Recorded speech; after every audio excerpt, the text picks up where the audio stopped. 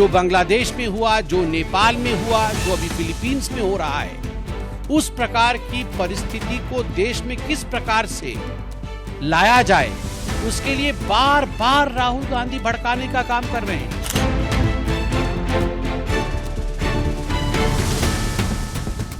Four people are dead and 30 injured as protests in Ladakh spiraled into violence.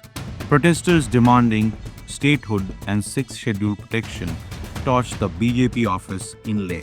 Police responded with tear gas. Shops across Leh shut in band called by the Leh Apex body.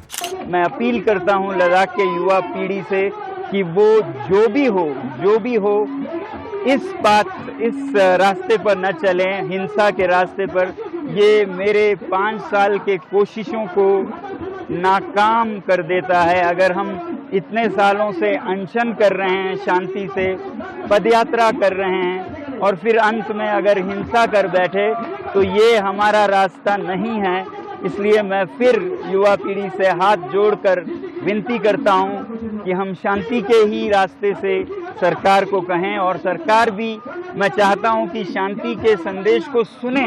जब वो शांति को अनसुनी कर दें, 1 बार अनशन, 2 बार अनशन, 5 बार तक अनशन करे, कोई लेह से दिल्ली तक पैदल चले आए शांति से और उसका भी कोई अनसुना कर दे, तो फिर इस तरह के हालात आते हैं। इस समय मैं सरकार से कहूंगा कि वो संवेदनशील हो लद्दाख के बारे में, और युवा पीढ़ी से कहूंगा कि वो शांति के रास्ते पे चले। Climate activist Sonam Wangchuk ended his 15-day hunger fast after the violence, urging youth to remain peaceful.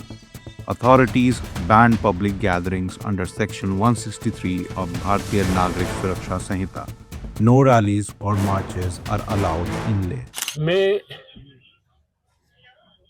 Ladakh Leh apex body के जानिब से आप सबसे मदऊ हो रहा हूँ। जैसा कि आप सभी को ज्ञात हो चुका होगा, लद्दाख के लोगों की तरफ से एपेक्स बॉडी के एजिस के अंदर लद्दाख के 4 मुद्दों को लेकर काफ़ी अरसे से हम लोग एक यहाँ पर आंदोलन चला रहे थे। तो आज का दिन भी उसी सिलसिले में एक बहुत बड़ा यहाँ मजलिस का होना, ये जितने भी हमें सोशल रिलीजियस ऑर्गेनाइजेशन के यूथ विंग है और एपेक्स बॉडी के यूथ विंग की जानिब से आज एक हड़ताल का कॉल यहाँ पर दिया गया था, जो कि बहुत पीसफुली चल रहा था। लेकिन अचानक कुछ ऐसी घटनाएं हुई जिसके चलते आज कुछ हिंसा के वारदात यहाँ पर हुई। मैं पहले तो जैसा कि आप लोगों ने सुना होगा, इस हिंसा के दौरान 2-3 हमारे नौजवान वो शहीद हुए हैं हमारे कॉज के लिए। मैं उनको श्रद्धांजलि देना चाहता हूं और उनके परिवार के साथ मैं अपना संवेदना प्रकट करना चाहता हूं। हम ये भी आप लोगों को ये आश्वासन देना चाहता हूं और लद्दाख के लोगों को भी आश्वासन देना चाहता हूं, जो कुर्बानी आज इन युवाओं ने दी उसको हम ज़ाया नहीं होने देंगे। हम भरपूर एपेक्स बॉडी की तरफ से लद्दाख के जिन मुद्दों के लिए हम इतने देर से स्ट्रगल करते आ रहे हैं उसको पूरा करने के लिए हम पूरा कोशिश करते रहेंगे। The apex body vowed not to let the sacrifices go in vain. तो ऐसा अनुमान नहीं था कि आज के जैसा कुछ होगा। अचानक से हजारों में निकल के आए और इस तरह का एक नज़ारा बना। ये सिर्फ कुछ ही युवाओं का या ऐसा नहीं था, इसमें बच्चियां, स्कूल की लड़कियां, कॉलेज की लड़कियां, मंक्स जो भिक्षु हैं वो भी आके बाहर भिड़ने लगे पुलिस से। तो ये एक तरह का बड़ा सी था। कुछ लोग ये सोच रहे थे कि ये किसी पार्टी का किया कराया है, तो कोई पार्टी लद्दाख में ऐसा इतना वो नहीं रखता है ताकत या शक्ति की इतने 4-5 हजार युवाओं को ऐसे निकाल पाए। तो ये सिर्फ युवाओं का एक बड़ास था जो आज निकल के आया।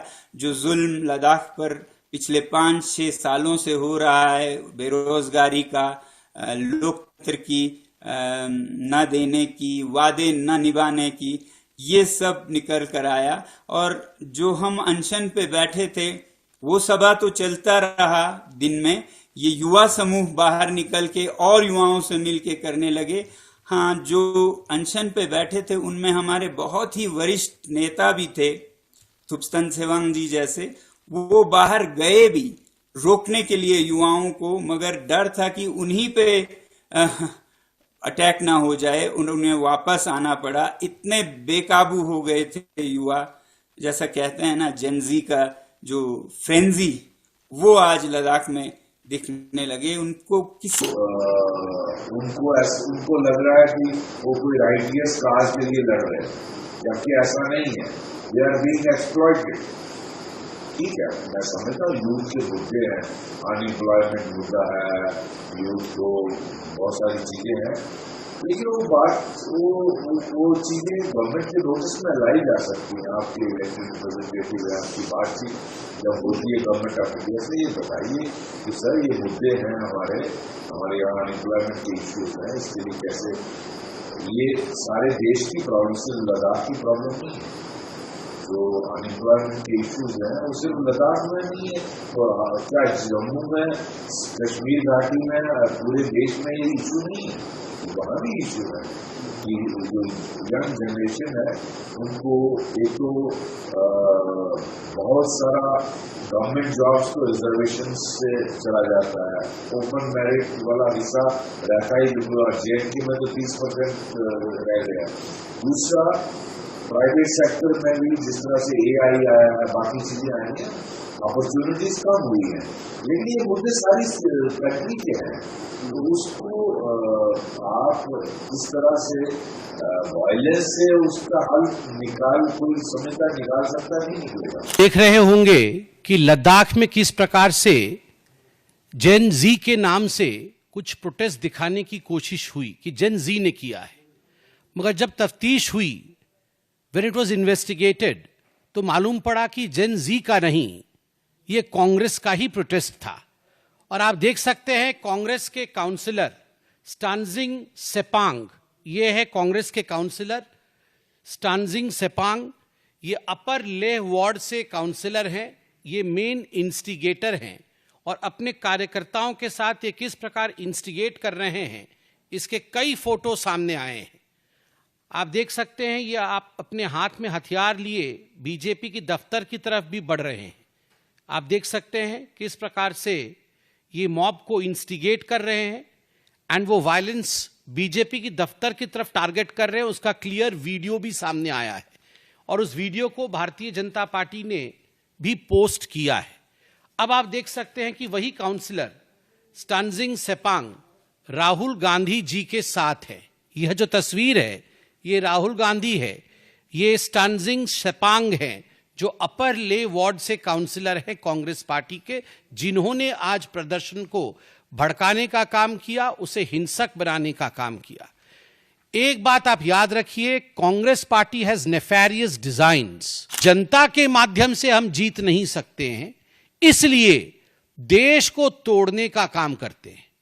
जो बांग्लादेश में हुआ, जो नेपाल में हुआ, जो अभी फिलीपींस में हो रहा है, उस प्रकार की परिस्थिति को देश में किस प्रकार से लाया जाए, उसके लिए बार बार राहुल गांधी भड़काने का काम कर रहे हैं। ये किस प्रकार का नेतृत्व है Congress party? At the heart of the unrest is Ladakh's demand for statehood, jobs, and 6 scheduled protections promised during the 2090 reorganization of Jammu and Kashmir. Talks with the center have stalled in the past, but now Ladakh's push for autonomy remains on edge.